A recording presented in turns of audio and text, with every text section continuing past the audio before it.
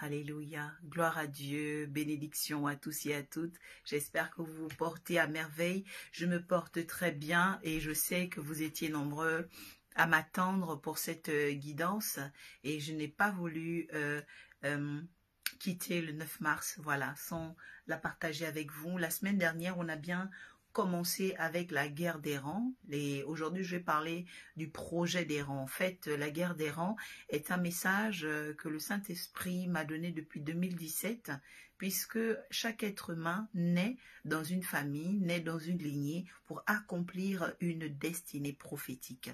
Chaque être humain grandit dans un milieu pour accomplir une destinée prophétique. Et la guerre des rangs vient en fait poser les bases de la persévérance dans la pensée du chrétien, les bases de la conquête dans la mentalité du chrétien, mais la guerre des rangs vient aussi préparer, n'est-ce pas, ce chrétien-là aux différentes éventualités qui pourraient avoir lieu tout au long de son appel, tout au long de sa vie.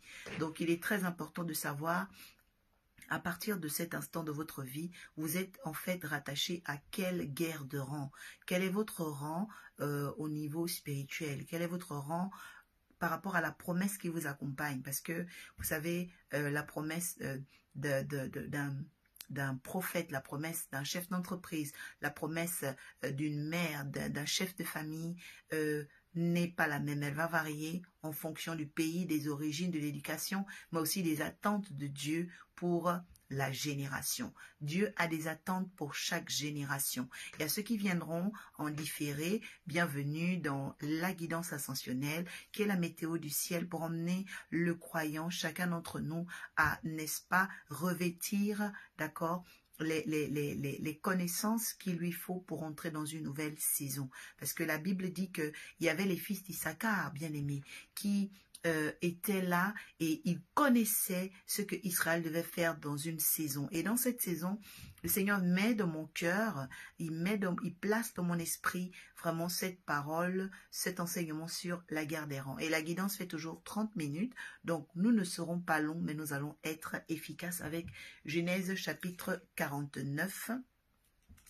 Genèse chapitre 49, je te demanderai de prendre ta Bible avec moi. Pour ceux qui viennent la première fois, je suis l'oracle Orpha, visionnaire de l'Arche de la Nouvelle Alliance.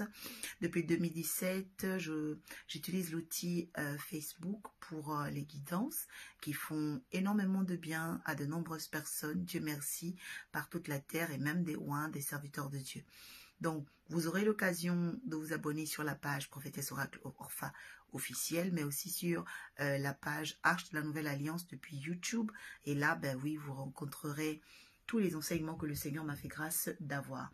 Donc, dans le projet de rang, je vais bien aussi poser une base avec vous. C'est que j'ai présenté... Donc, qu'est-ce que c'est le projet de rang? Et j'ai commencé avec celui qui avait la prééminence. En fait, quand on parle d'un rang, on parle d'un niveau, ok, un niveau d'accès, un niveau d'élévation, un niveau de préparation. Donc, on remarque ici, par exemple, dans les droits d'aînesse, que ça soit en famille ou en société, les droits d'aînesse sont des droits de puissance, de pouvoir et d'autorité. Quand on a un droit d'aînesse, à l'exemple, par exemple, d'Ésaü, qui avait le droit d'aînesse, on a la prééminence. Mais malheureusement, il va vendre son droit d'aînesse à Jacob. Je prie que ça ne soit jamais ton cas, que tu ne cèdes, que tu ne vendes jamais ton droit d'aînesse au nom de Jésus. Donc, le droit d'aînesse, c'est un pouvoir, ok, de naître avant tout le monde.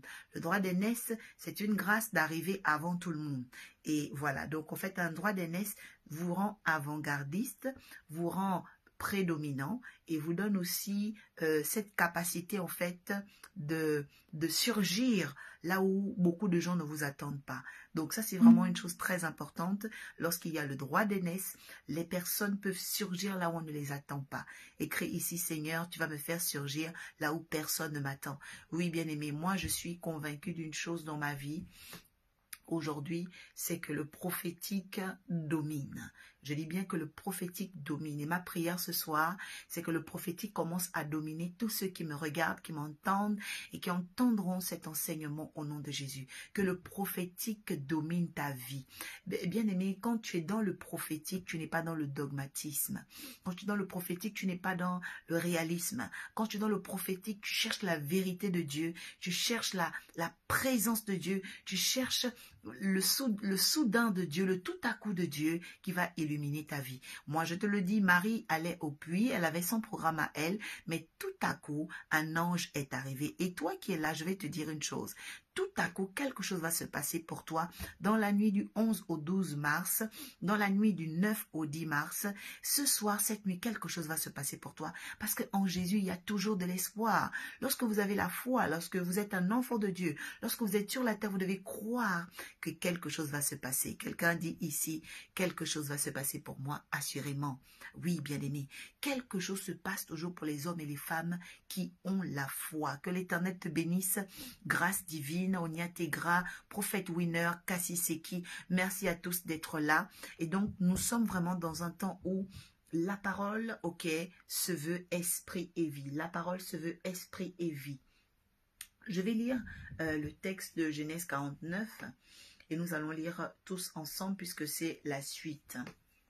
Il est écrit, Seigneur, sanctifie-nous par ta parole, car elle est la vérité. Ruben, tu es mon premier-né, le fruit de ma vigueur, du temps où j'étais plein de force. Toi, tu es supérieur en dignité et supérieur en force. Bouillonnant comme l'eau, tu n'auras pas le premier rang, car tu as profané la couche de ton père en entrant dans mon lit. Simeon et Lévi sont frères, et ils se sont mis d'accord pour semer la violence. Non, je ne peux pas m'associer à leur complot. Donc aujourd'hui, je vais parler, ok, je vais parler sur, je vais m'exprimer, excusez-moi, hop, je vais m'excuser, voilà. Donc ce soir, je vais m'exprimer sur les deuxièmes rangs, ok? Parce que la semaine dernière, j'ai commencé à parler des premiers rangs, voilà. J'ai parlé des premiers rangs. Donc là, je vais parler des deuxièmes rangs parce que en deuxième et en troisième, on a Siméon et Lévi. Maintenant, écoutez, la Bible dit, Siméon et Lévi sont frères et ils se sont mis d'accord pour semer la violence. Quand on parle du deuxième rang, je vais parler du chiffre d'abord 2, qui est le chiffre, quand il y a 2, on dit 2 valent mieux qu'un. Dans le 2, on peut retrouver l'unité. Dans le 2, on peut retrouver l'entente. Mais écoutez, dans le 2, on peut aussi trouver la dualité, la guerre. Parce que derrière le chiffre 2, il y a aussi la rivalité. Il peut aussi avoir la compétition. Je vais aller avec vous concernant la guerre des rangs, puisque il s'agit ici donc du deuxième rang. On a déjà parlé du premier rang. La guerre du premier rang, c'est vraiment la guerre de la dignité. Quand vous voulez la première place, vous devez être digne. Mais maintenant, on va aller dans le deuxième rang. Écoutez, il y a une menace sur tous ceux qui occupent le deuxième rang. Peut-être que tu es deuxième de ta famille. Pardon, excusez-moi. Lorsqu'on prêche, voilà, ce sont ce qui arrive, les éventualités du live. Voilà. Donc, lorsque il y a Simon et Lévi, le deuxième, en fait, c'est qui? C'est celui qui vient après le premier. Et on remarque que les deux frères ici avaient semé la violence. En fait, ils avaient semé une guerre dans un village, un pays, pardon, où leur sœur avait été violée. Tout le monde connaît cette histoire. La fille de Jacob, donc la sœur unique des 12 frères, voilà, va se faire, on va dire, elle va recevoir des avances de fils de Sichem. Donc le pays s'appelle Sichem et le fils aussi s'appelle Sichem. Donc Sichem va aimer Dina, mais sauf que Sichem va être un peu pressé et il va prendre Dina en rapt. Le rapt, pour ceux qui ne savent pas, le rapt, R-A-P-T, le rapt, c'est une union violente et brusque qui arrache la jeune fille à sa famille pour la faire vivre avec un homme sans le mariage, sans les présentations. Je prie que tout cela soit annulé dans ta vie au nom de Jésus. Alors, donc, Sichem va prendre Dina en rapt. Et Simon et Lévi vont être très fâchés parce que leur sœur ne va pas être honorée. Oui, c'est vrai, c'est légitime d'être en colère du fait que leur sœur ne soit pas honorée, mais malheureusement, ils vont tuer toute la ville. Donc, ils vont assassiner les gens, ils vont assassiner leurs beaux-frères, ils vont assassiner les hommes de la ville. Pourquoi? Parce que à cette époque-là, ils vont faire alliance avec Israël et accepter la circoncision. Et en acceptant la circoncision, ils étaient faibles. Donc, pendant que Simon et Lévi sont venus avec la colère pour les détruire, ils ne pouvaient pas se défendre parce qu'ils étaient faibles. Alors, je vais attirer l'attention de tout un chacun aujourd'hui concernant le chiffre 2, parce qu'on parle ici de la guerre des rangs.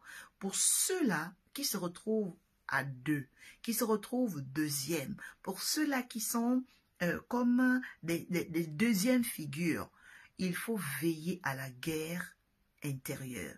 Vous savez ce qui fait la guerre intérieure ici? La Bible dit, c'est la colère de Siméon et Lévi qui faisait la guerre à leur éclat, la guerre à leur âme. En fait, ce que je voudrais vraiment que nous comprenions ici, c'est que quand il y a le 2, la guerre du numéro 2, c'est la guerre intérieure. Oui, la guerre intérieure. Vous savez, toutes celles qui sont souvent deuxièmes, tous ceux qui se retrouvent parfois dans la rivalité, en fait, c'est une guerre intérieure. Lorsqu'il y a la compétition, par exemple, vous allez remarquer que ce soit à l'école ou bien dans une famille, la compétition crée la guerre automatiquement. Que l'Éternel te bénisse victorieuse. Oui. Quand il y a la compétition, il y a la guerre. Et malheureusement, quand il y a la guerre, on n'arrive plus comment je vais dire ça? On n'arrive plus à considérer les choses telles qu'elles doivent être.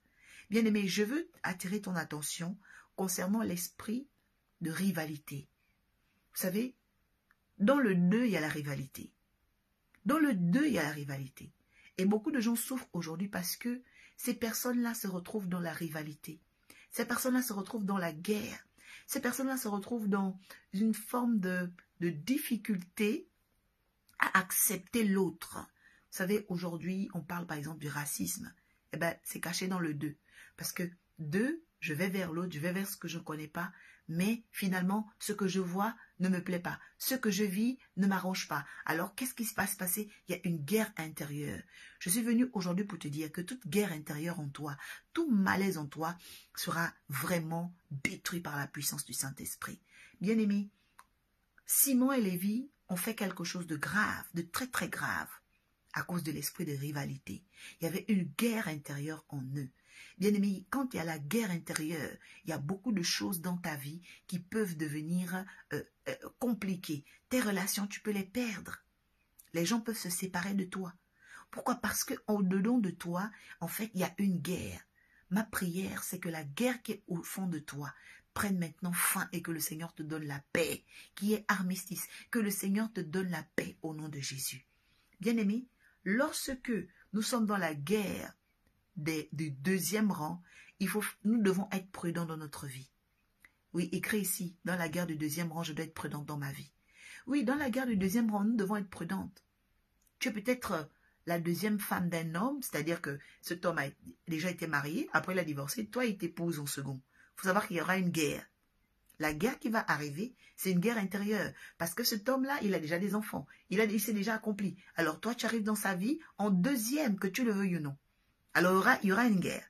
La guerre, c'est quoi? C'est qu'il y aura une rivalité entre le passé et le présent. Entre le passé et le futur. Parce que toi, tu représentes le futur de cet homme. Mais son passé est là. Tu ne peux pas cracher sur son passé. Tu peux être aussi dans la guerre.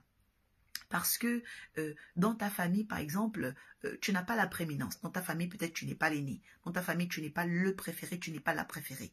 Il y aura une guerre parce que tu voudras ressembler aux autres. Tu voudras faire comme les autres. Bien-aimé, il faut que le Saint-Esprit mette la paix dans ton cœur.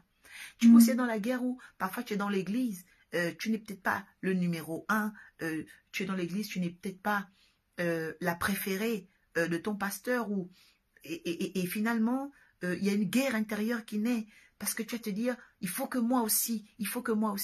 Eh bien, non, bien-aimé, tu dois accepter ta place. En fait, je me suis rendu compte que dans ce monde, la vraie difficulté de l'homme, c'est son cœur. Parce que les guerres viennent de notre cœur. La compétition vient du cœur. La rivalité vient du cœur, bien-aimé. Vous voyez? Ésaü était frère avec Jacob, ils étaient deux. Adam était avec Ève, ils étaient deux. Mais regardez un peu. Quand le fils premier, le fils de Ève, qu'on appelle Caïn, tue son frère, c'est à cause de quoi? C'est à cause de la rivalité. Bien aimé, il y a beaucoup de choses qui se passent dans l'église, qui se passent dans nos familles, qui se passent dans nos quartiers, qui se passent dans nos pays, à cause de cette guerre-là.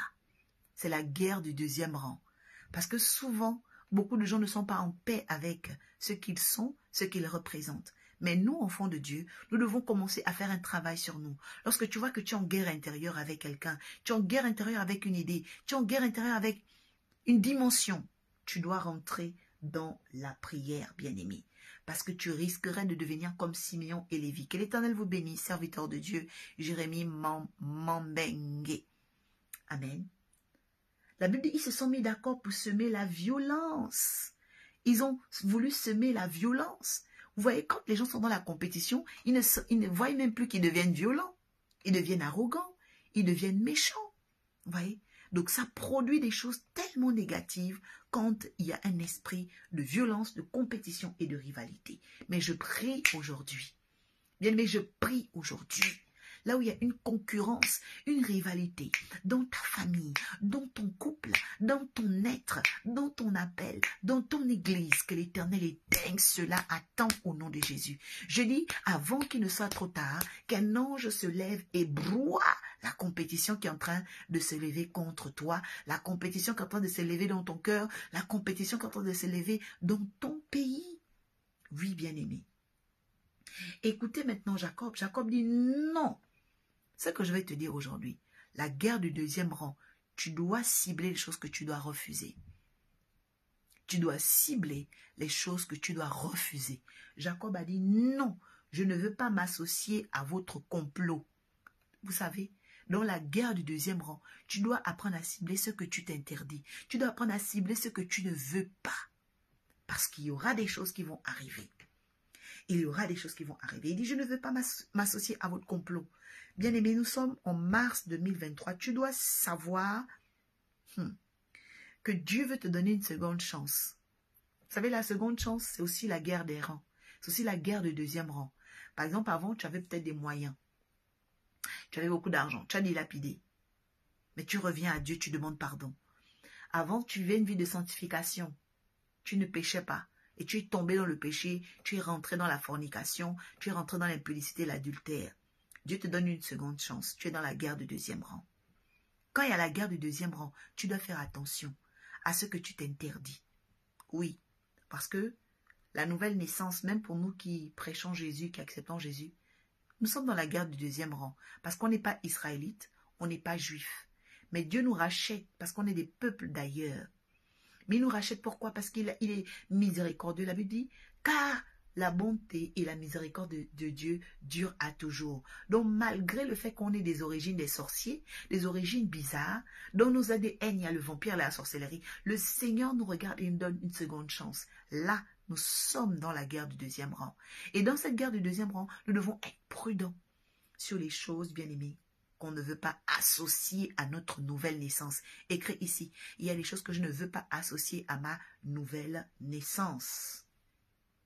Écoutez, troisièmement, il dit, je mets un point d'honneur à ne pas approuver leur délibération. Vous voyez, dans la guerre du deuxième rang, c'est aussi une guerre où même dans ta nouvelle naissance en tant que chrétienne, même en tant que fils prodigue, il y a des gens qui vous ont abandonné, ils vont revenir dans votre vie à partir d'aujourd'hui. Je suis en train de voir des gens qui vous ont quitté, qui vont revenir dans vos vies. En fait, pourquoi? Parce que c'est la guerre du deuxième rang. Et vous devez mettre un point d'honneur. Je parle ce soir en tant qu'oracle de Dieu. Le point d'honneur, c'est quoi? C'est que vous devez apprendre à sélectionner désormais les choses que vous ne voulez plus vivre avec ces personnes. Vous savez, on n'interdit pas les réconciliations, mais il faut vraiment un point d'honneur, c'est-à-dire une base de sécurité pour une réconciliation. N'allez jamais faire des réconciliations si vous n'avez pas de base de sécurité. Le point d'honneur, c'est la base sécuritaire, c'est-à-dire sur quoi on va revivre, sur quoi on va On va redémarrer. Sur quoi on va être fixé. Ouais, c'est comme un régulateur entre deux camps. C'est comme quelque chose, ok, qui va amener la rectitude des caractères, la rectitude. Donc, c'est un règlement intérieur de la relation, un règlement intérieur de la famille, un règlement intérieur. Pourquoi? Parce que ce qui a été détruit peut être restauré. Mais pour garder la restauration, il faut un règlement. Voilà ce que je veux dire à une personne.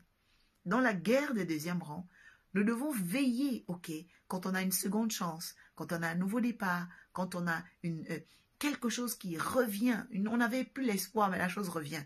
Ça veut dire que nous devons vraiment, ok, nous devons vraiment faire attention au point d'honneur. Il dit de ne pas approuver la délibération. La délibération, c'est la folie. On dit tu fais une chose de façon délibérée, c'est-à-dire que tu fais des choses sans réfléchir.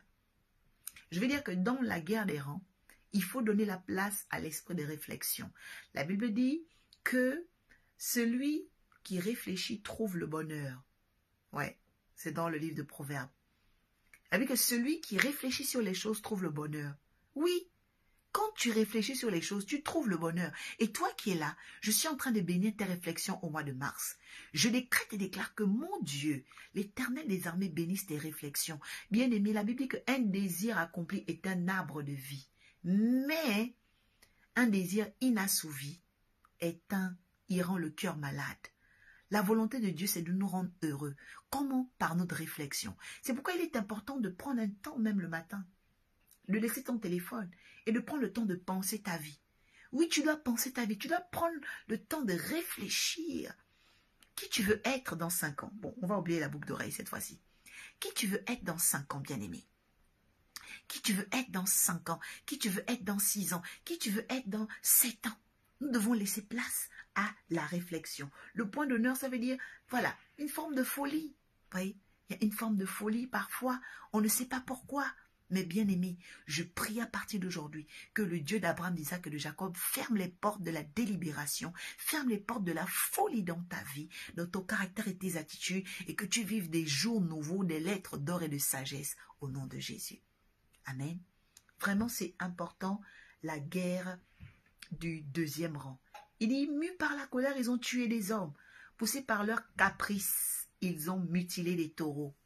Vous savez, il y a des caprices de la vie, les caprices. Les caprices, vous savez, c'est des choses que nous savons, mais que nous ne voulons pas faire. C'est un caprice. Par exemple, il y a des péchés qui sont des caprices. Par exemple, tu sais très bien que tu ne dois pas voler, mais tu voles quand même. C'est un caprice. Vous voyez? Le caprice est un péché. C'est le fait de savoir une chose qu'on commet quand même. Vous voyez? C'est le caprice. Après, d'autres personnes veulent dire c'est une façon d'être maniéré et tout, mais non. On parle ici vraiment de la façon entêtée. Voilà, quand on est entêté, on est têtu dans le mal, eh ben c'est un caprice. Voyez. Et nous devons veiller à ces choses parce que tout ça, c'est l'ensemble de la folie. Quand on est fou, on est dans les caprices. Voyez. Et je prie vraiment que nous soyons de ceux-là qui soyons sauvés au nom de Jésus. Écoutez, dans la guerre aussi du deuxième rang, vous devez maudire certaines choses. Verset 7 dit que leur colère soit maudite car elle est violente. Vous voyez? Quand tu remarques par exemple que voilà, tu as perdu beaucoup d'occasions dans ta vie parce que tu étais colérique, tu dois maudire la colère. Tu découvres que voilà, les gens te sont séparés de toi parce que finalement, tu as affiché un caractère qui n'était pas bien. Tu dois maudire ce caractère. Oui. Beaucoup de gens passent leur temps à caresser dans le sens du poil ce qu'ils ont déjà vu et déterminé ou encore qu'on a indexé, reconnu, énoncé dans leur vie comme étant un défaut. Eh bien, eux, ils veulent vivre avec ça. Mais non. Maudit la colère. Maudit ce qui n'est pas bon. Vous voyez, le fils prodigue est parti, il a pris les biens, il est parti les prostituer et son père l'a repris. Mais j'aimerais quand même parler à son père. Quand le père voit son fils revenir, mais le fils prodigue, c'est vrai, il a pris son héritage, mais il y a quelque chose que le père devait voir avec lui. C'était de maudire la prostitution dans son cœur. Parce qu'en réalité, la Bible dit, là où est ton cœur, là sera ton trésor. En fait, le fils prodigue était emporté par le Dieu de la cité. Il voulait vivre la vie de la cité, la vie de la luxure, la vie du dehors. Et il allait dilapider son bien chez les débauchés. Vous savez, les débauchés, ce n'est pas seulement les femmes étrangère. Les débauchés, ce sont les diverses choses, en réalité, qui n'appartiennent pas à votre promesse. En fait, on est dans la débauche à partir du moment où on va vers un chemin qui n'est pas notre promesse. Bien-aimé, je prie que le Seigneur t'ouvre les yeux et que tu marches vraiment sur un chemin où Dieu te promet. Parce que la sécurité, l'accomplissement, la paix, qui ne se fait sur d'aucun chagrin, eh bien, elle est cachée là où Dieu nous attend. Nous ne pouvons pas emmener Dieu où nous voulons. Nous devons aller où Dieu nous attend. Écris ici, Dieu a un rendez-vous avec moi.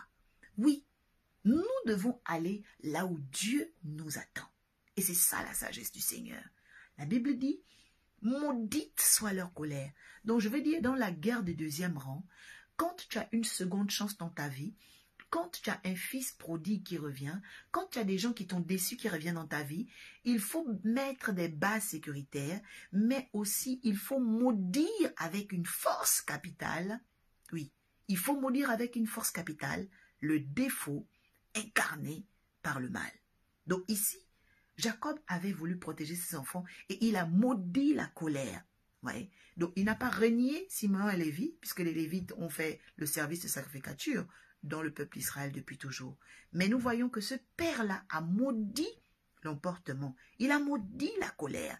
Bien-aimé, aujourd'hui, quel est le défaut que tu connais de toi? Tu dois maudire cela au nom de Jésus si tu veux une nouvelle chance dans ta vie. Si tu veux vraiment faire la vraie guerre du rang auquel ta promesse doit te hisser, ta promesse doit te guider et te conduire. Chacun d'entre nous, nous avons des promesses magnifiques, des promesses multisectorielles, des promesses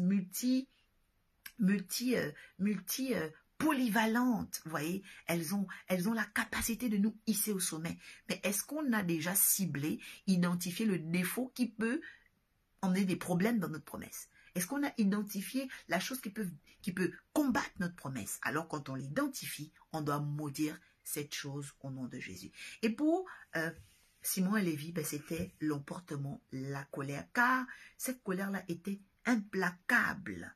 Voyez-vous, elle était implacable. Et il dit ensuite, je les éparpillerai au milieu de Jacob, je les disperserai. Vous voyez ça? Donc, il y a des choses dans nos vies, quand on veut vraiment une nouvelle chance, on doit cibler le défaut et on doit aussi, vous savez, éparpiller, ça veut dire envoyer loin. Éparpiller, ça veut dire envoyer loin. C'est-à-dire, à un moment donné, il faut envoyer loin. La Bible dit, fuyez du milieu d'eux.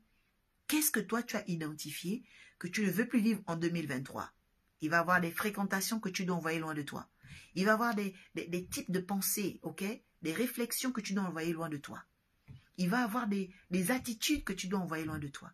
Car jamais personne ne s'est vu élevé que dans sa capacité à se maintenir, ok, comme un vase pur. Il a dit à Jérémie, si tu t'éloignes de ce qui est impur, tu seras ma bouche. Bien-aimé, si nous nous éloignons pour devenir des vases utiles, nous allons devenir la bouche de Dieu, nous allons devenir la main de Dieu, nous allons devenir les outils de Dieu et surtout les révélateurs du Saint-Esprit. Vous voyez, le Seigneur veut qu'on soit des personnes qui révèlent vraiment qui il est. Mais il y a des barrières. Alors nous allons prier maintenant. Tu vas mettre ta main sur le cœur et tu vas dire, Seigneur, j'ai entendu ta parole. Et je maudis tout défaut qui fait reculer, ralentir ma promesse. Seigneur, je viens aujourd'hui éparpiller, oui, le point d'ancrage par lesquels les puissances avaient de l'avantage sur moi. Je les éparpille et je les mets loin de moi. Seigneur, que tout ce qui a été préparé par les phénomènes de rivalité, de compétition, à cause de la guerre des rangs, des guerres silencieuses dans ma famille, oh, les guerres silencieuses dans ma société, les dieux de la société, les dieux du sang qui m'ont longtemps combattu. Je viens maintenant les anéantir par la puissance du sang de l'autel de Golgotha. Oui, Seigneur, je prie, car toi, tu as vaincu les dieux du sang, tu as vaincu les dieux de la cité. C'est en toi que je trouve mon refuge. Seigneur, retire de moi ce que tu n'aimes pas et maudis en moi, Seigneur, ce que tu ne veux pas. Répète encore, retire de moi, Seigneur Jésus, ce que tu n'aimes pas et maudis en moi ce que tu ne veux pas. Bien-aimé, déclare cela, parce que le Seigneur est capable de te délivrer. Lorsque Dieu vient retirer ce qu'il n'aime pas, lorsque Dieu vient enlever, éloigner de toi ce qu'il n'aime pas, alors c'est le début de ta délivrance. Parce que le vrai ennemi, il n'est pas extérieur. Le vrai ennemi, il est intérieur. Le vrai ennemi, c'est celui qui fait la guerre à ton âme. Le vrai ennemi, c'est celui qui fait la guerre à tes pensées. Le vrai ennemi, c'est celui qui est siégé là, tapis dans ton caractère que tu n'as jamais maudit. Mais à cause de ce message, reçois la capacité de maudire ce que Dieu n'aime pas en toi et t'éloigner, éloigner loin de ta vie désormais ce que Dieu ne veut pas en toi. Car c'est ainsi que tu seras un vase utile, c'est ainsi que nous serons des vases utiles pour le royaume des cieux. C'était tout pour aujourd'hui concernant la guerre du deuxième rang.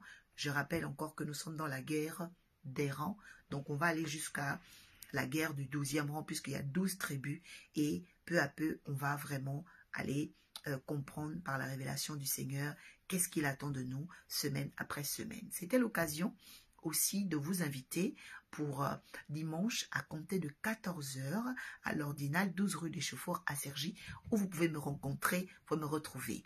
Oui, parce que le Seigneur sait ce qu'il veut et c'est un dimanche vraiment, un dimanche du prophétique de puissance, un dimanche époustouflant, étonnant.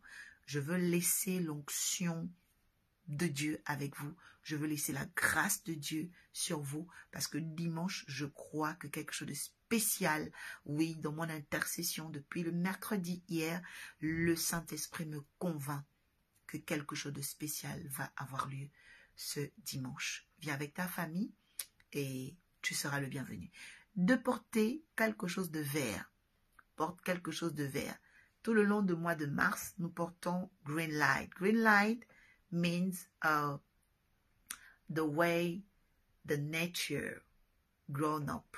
Ok, la lumière verte, la couleur verte, c'est la démonstration que Dieu apporte dans la nature la croissance.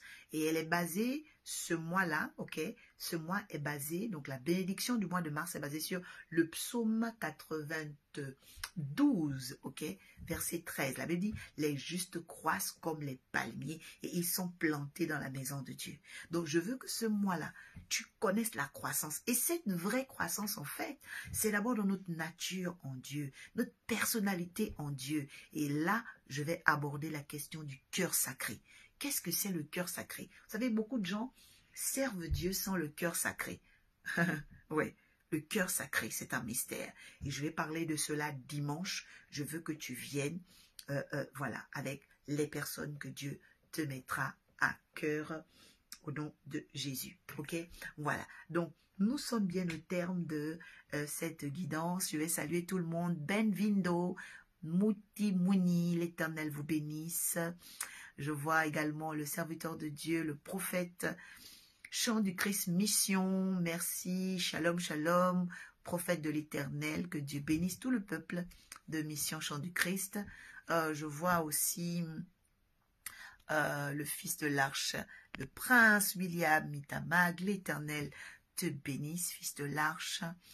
Je vois encore Prophet Winner, Grâce Divine, ouais, tu étais déjà là. Voilà, donc à tous et à toutes, je vous souhaite une excellente soirée. Demeurez dans la révélation et comprenez vraiment l'enseignement sur la guerre du deuxième rang pour aujourd'hui. Parce que là, on est vraiment sur la guerre de tous les rangs. On va aller en profondeur par la grâce du Saint-Esprit. Mais là, aujourd'hui, c'est vraiment la grâce du deuxième rang, la grâce de la seconde chance, la grâce de fils prodigue, la grâce de notre renaissance et la grâce aussi de notre service à Dieu. Parce que aller avec Dieu, c'est vraiment une grâce. Quitter le monde, accepter Jésus, c'est une grâce. Et toi qui ne connais pas Jésus, dis après moi, Seigneur, je viens à toi et ne me rejette pas. Je viens à toi, ne me laisse pas loin de toi. Je viens à toi, lave-moi de ton sang précieux. Efface mon nom du livre de la mort, des actes de la mort. Écris mon nom dans le livre de vie, dans les actes de justice par la foi. Je veux que tu deviennes mon Seigneur. Je veux que tu deviennes mon Sauveur. Aujourd'hui, déclenche le système de ma délivrance. Déclenche le cycle de ma renaissance. Toi, Seigneur Jésus, je te recommande maintenant toute ma vie. Dans le nom de Jésus-Christ, quelqu'un dit Amen. Oui, vous savez, accepter Jésus, c'est très important. Et je voudrais vraiment aussi parler à tous mes frères et sœurs, gagnant vraiment des âmes pour le Seigneur. Et la première âme à gagner, c'est nous-mêmes. Parce que parfois, on se dit qu'on a trop connu Dieu. Mais nous devons regagner notre âme à Jésus. Amen. Écrit ici, je dois regagner mon âme à Jésus-Christ. Oui, nous devons regagner notre âme à Jésus. Regagner l'amour, vraiment, notre premier amour au Seigneur Jésus-Christ. Excellente soirée à tous et je vous souhaite un très très bon week-end. On se retrouvera par la grâce de notre Dieu. Voilà. Jeudi prochain pour ceux qui sont les clairaudients et les clairvoyants de la guidance. Mais j'ai bien dit dimanche 14h, nous allons avoir la révélation du cœur sacré. Ouais, quelque chose va se passer. Prophetic Power à Sergi. Que Dieu vous bénisse abondamment.